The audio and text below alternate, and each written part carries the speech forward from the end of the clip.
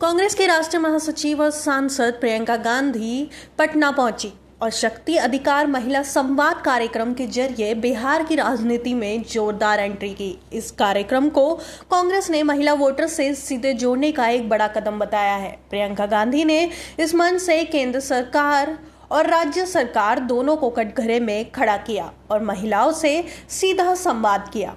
पटना के सदाकत आश्रम में आयोजित महिला संवाद में हजारों की संख्या में महिलाएं शामिल हुई। इसमें गृहिणियां, जीविका दीदी, आशा और आंगनबाड़ी वर्कर, वकील, डॉक्टर और छात्राएं मौजूद रही। प्रियंका गांधी ने महिलाओं को संबोधित करते हुए कहा कि बिहार की राजनीति में उनकी भूमिका बेहद अहम है और उनके बिना कोई भी सरकार बनना संभव नहीं है।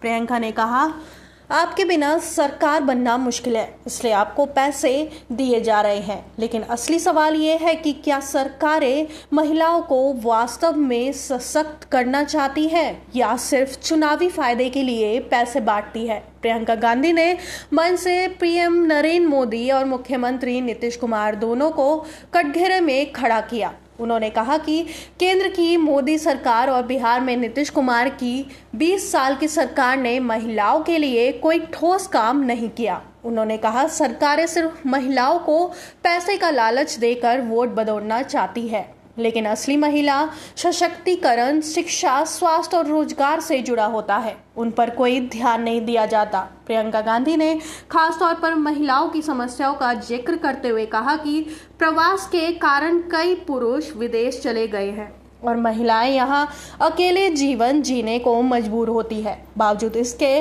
सरकार उनकी तकलीफों को अनदेखी करती है।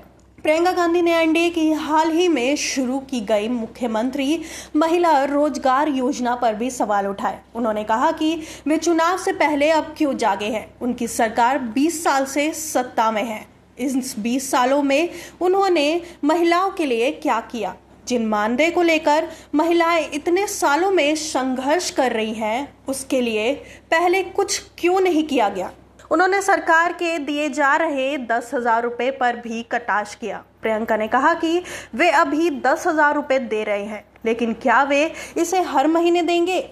वे किस आधार पर देंगे? ये साफ है कि जैसे ही चुनाव आते हैं, सरकार योजनाएं और पैसे बांटती है। वे समझते हैं कि इससे महिलाएं प्रभावित होंगी, लेकिन महिलाएं समझदार और जिम्मेदार हैं। वे सब समझती हैं कि ये कैसी योजना है। प्रियंका गांधी ने महिलाओं को संदेश दिया कि सच्चे मायने में उनका सशक्तिकरण तभी होगा जब उन्हें शिक्षा, बेहतर स्वास्थ्य सुविधाएं और रोजगार के अवसर मिलेंगे।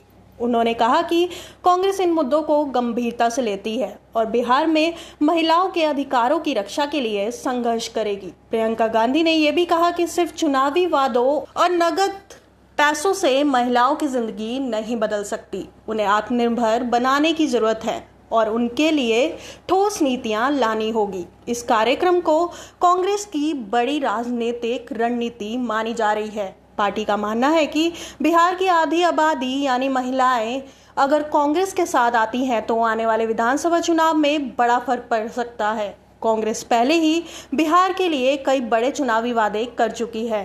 इसमें महिलाओं को 2500 रुपये प्रति माह, 200 यूनिट मुफ्त बिजली, 25 लाख रुपए तक मुफ्त इलाज, विधवा और दिव्यांग पेंशन 2500 रुपये करना, छात्रों को टैबलेट और गरीब परिवारों को 2 लाख रुपए तक की आर्थिक मदद जैसे वादे शामिल हैं। शक्ति अधिकार महिला संवाद के जरिए प्रियंका गांधी ने साफ संदेश दिया कि कांग्रेस महिलाओं को सिर्फ वोट बैंक नहीं बल्कि राजनीति की ताकत मानती है। उन्होंने बिहार की महिलाओं को भरोसा दिलाया कि कांग्रेस उनके वास्तविक सशक्तिकरण के लिए काम करेगी। इस कार्यक्रम से साफ है कि कांग्रेस बिहार में महिला वोटर्स को साध कर चुनावी समीकरण बदलने की कोशिश में है। प्रियंका गांधी का यह हमला सीधे तौर पर एनडीए पर है और ये देखना दिलचस्प होगा कि आने वाले समय में इसका क्या असर होता है।